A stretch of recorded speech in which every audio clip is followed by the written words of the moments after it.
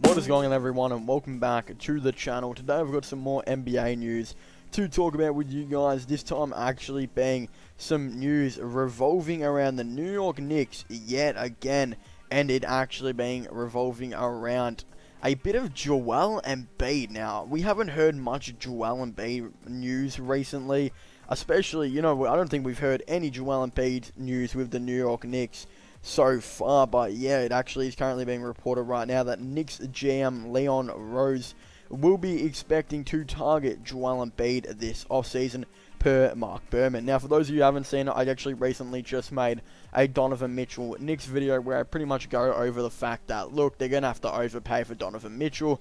He's on, he will most likely get a big contract here and there very soon. He's restricted, and obviously, yeah, Donovan Mitchell may not want to be there at this point, but again, it could eventually get worked out.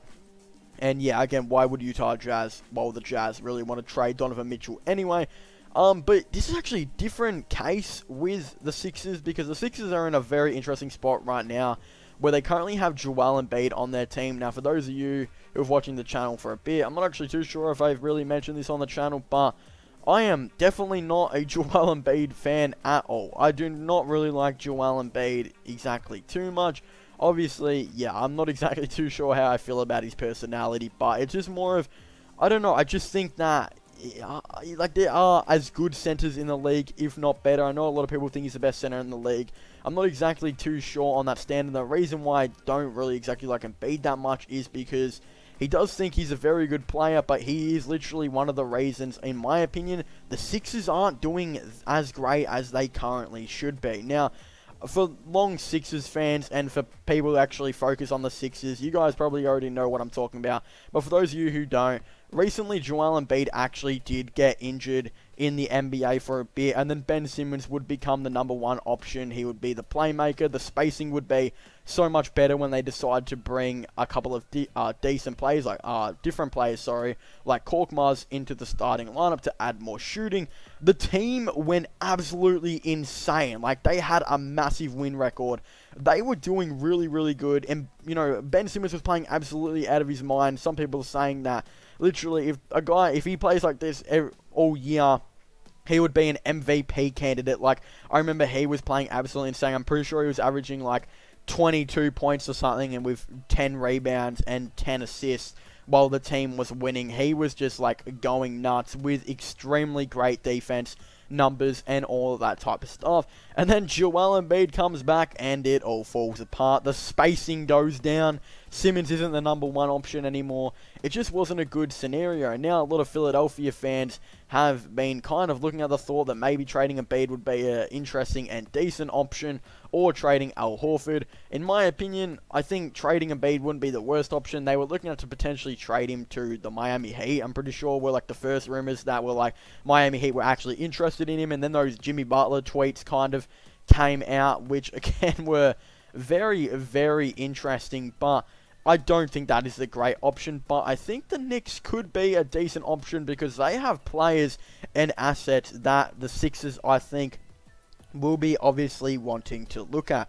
So yes, they do want a lot of picks here and there as well, but there are players currently on the New York Knicks that I think could actually make an interesting impact if traded to the Philadelphia 76ers. Now, obviously, they do have a couple of role players here and there, the Knicks do, and yeah, again, these players will be coming out of contract, but I just thought to myself, if you gave Ben Simmons some players like Reggie Bullock, I think that would actually be very, very good. Obviously, they definitely wouldn't be the main pieces of the trade, but if they were to do some type of sign and trade where the Philadelphia 76ers, they got a couple of good three-point shooters, like, potentially, as I was saying, Reggie Bullock, who hasn't exactly been that great this season so far, I don't believe, because he hasn't had exactly that many catch and shoot opportunities, and yeah, 33%, he hasn't been that great, but in the previous seasons it was 37% and 45%.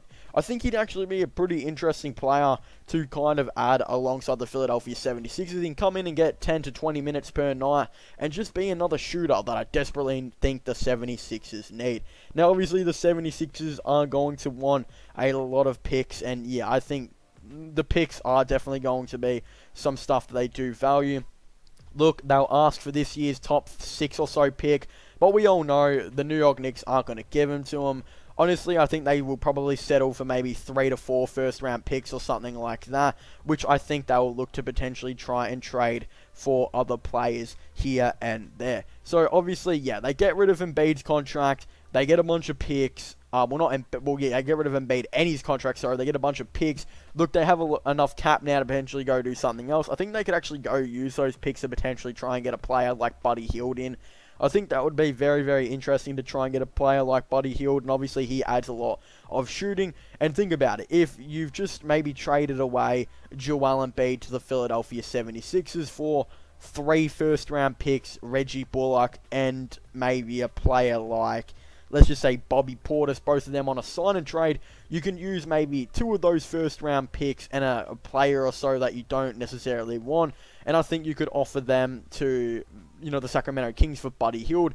Then you've kind of just turned Joel Embiid into, I would say, you know, Buddy Hield, you know, maybe not 2 first round picks, maybe like 1 and a player. You could have turned that, you could have potentially turned Joel Embiid to Buddy Hield, 2 first round picks, Reggie Bullock, and obviously Bobby Portis. So you get your new backup center, you get your new shooter that you do desperately need, you get a lot more spacing and then you get another new shooter that you desperately need in, Buddy Hield, and as I was talking about Reggie Bullock before, and you get a couple more picks that you can potentially look to try and trade to get some other role players here and there as well, or maybe even go to the draft in the upcoming years to go and get some maybe players that they do see fit to potentially add to the squad. And then really this would help the team out in so many ways. As I was saying, the number one issue is spacing.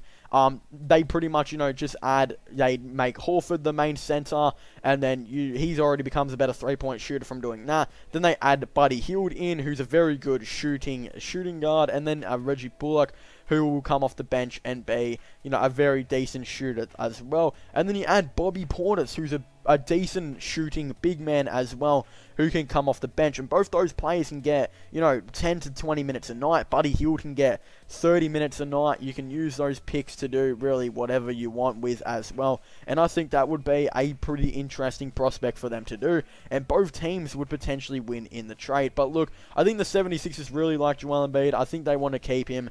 I just don't think it's necessarily the right option. It's clear now that Joel Embiid and Ben Simmons are both extremely talented basketball players. They just don't fit on the team together. And I think if you were to give, you know, Simmons more spacing so he could drive to the paint, and then even if that, he could kick it to some shooters in maybe Reggie Bullock, and then obviously, you know, potentially Buddy Hield, that would be a very interesting sight. So just imagine this, Sixers fans.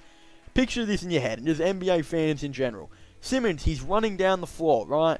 He's going down to the floor. Oh, would you look at that? He's got, you know, he's got Joel Embiid in the paint. He's got Al Horford, who might be in the paint, but will probably go to stand on the 3-point line. And then he'll kick it out to Tobias Harris. Tobias Harris usually pump fakes and then drives as well. And then you've just got a massive clogged out paint area. Then you think about this. Brett Brown decides to make Al Horford shoot more threes as well. Ben Simmons, he's driving down the court. No one is in the paint right next to him. He has all the free range to drive it, and if he needs to kick it out, he's got Al Horford, Buddy Hield, Richardson, and potentially Reggie Bullock all on the same court at the same time, right with him standing on the 3-point line. I could definitely see that happening as, you know, the season does go on. And then they still have, you know, players like Tobias Harris, who gets more room to drive. Al Horford finally can space out like he actually wants to as the main center of the team.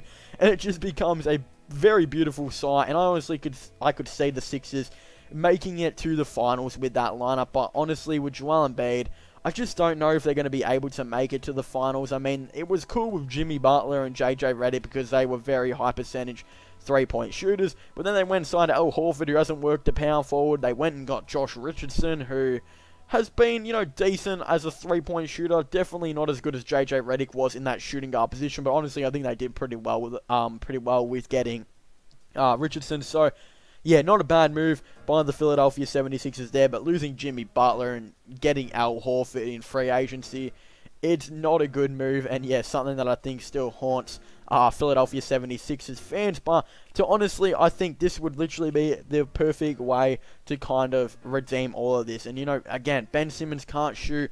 And look at all these, look at the shooters that he currently has on the team right now. He's got Glenn Robinson, Mike Scott, yeah, and then potentially Alec Burks, and then that's literally really it. While if they trade Embiid, they have now Glenn Robinson, Alec Burks, you know, potentially Buddy Hield, Reggie Bullock, Bobby Portis is a good three-point shooter, and then Al Horford then becomes a good three-point shooter as he can go and space out the floor more.